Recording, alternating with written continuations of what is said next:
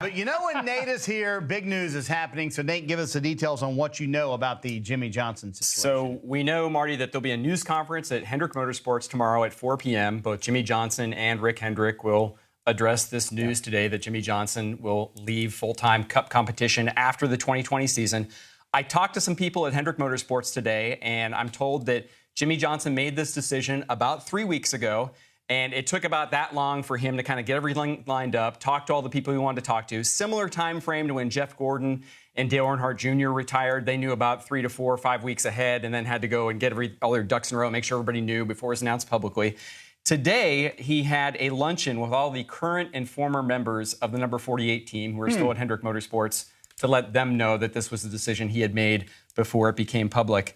And as far as, I'm sure the big decision, we're going to get calls on this today on Motor Mouths. Who's next? What? Who's going to drive the number 48? Rick Hendrick, as I said, will be at this news conference tomorrow. He doesn't have any announcements to make about that. I've been told they're not very far along in that process, but he is prepared to address it.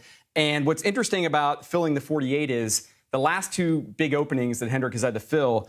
You think back to when Jeff Gordon announced his retirement, they knew right away Chase Elliott is the guy. When Dale Jr. retired, they knew that Alex Bowman had been the sim driver there for a year and was a logical candidate. They don't have anybody like that immediately in the wings this time, but they've got a longer runway, and they've got a lot of time. Probably, I would think they could go pretty deep into next year before announcing someone. Okay, Kyle and Ray, surprise. I want to get your reaction. Is it time, you think, Kyle? Oh, you're asking me first. Sure, yeah. It's your show, right? You're the motor mouth. Okay, and this is what I will say. Who knows when it's only he knows. Only a driver knows. Only a driver knows in his head when he's willing to step away. Now, we can look at stats, and you can look at performance, and you can look at a million different things from the outside and make your judgment or your judgment. And your two judgments may be totally different than what my judgment is as a driver. I went through it and lived through it with my dad, and he truly just enjoyed getting in a race car. He didn't care what the stats were. He didn't care what the numbers were. Yeah, he wanted to win. I'm not saying that he didn't want to win. Right. That's not what I'm saying. But he truly loved to drive a race car like you may enjoy fishing or you may enjoy playing golf. That was his release. At the same time, I think once you make that decision, it's tough. And I will say this.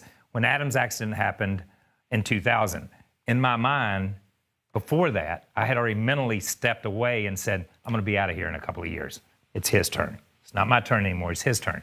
So then when his accident happened and you had to re-engage, I couldn't re-engage. I only could partially re-engage. You had already closed a little bit of that door. Did I still want to win races? Yes. Was the fire still there? I felt like it was, but I can't know for sure because I'm the only one that does know that. And the other way I looked at it was I willing to take chances before that I wasn't willing to take at this point in time? So I think it's a different Jimmie Johnson when he comes to that conclusion and says, I'm out. Will it be a different Jimmie Johnson next year? I believe so, because I felt it. I lived it as a driver, and I watched my dad go through it. And I look at Jimmie Johnson, and I've always looked at him as what I would call an elite athlete because of his commitment, the commitment that he's made to becoming a great race driver and the commitment that he makes to his physical workout and the times that I got to know him really well at Hendrick and the input and things that he would put in the meetings and be there with the guys and working that hard at it. And I think that, Kyle and I were both in the Cars movie when Smokey told the guys, when is the time? And Smokey said, well, the young ones will tell you. And I think deep down inside, Jimmie realizes with all the commitment and everything he puts in it, that it is his time. And no matter how committed he is, he's not going to be able to keep up with those times. And as I said, he'll be looked at, I believe, from his peers, much like a Cal Ripken or Roger Staubach or Joe Montana. His respect going out on top like that, I think, is really key to what he's thinking.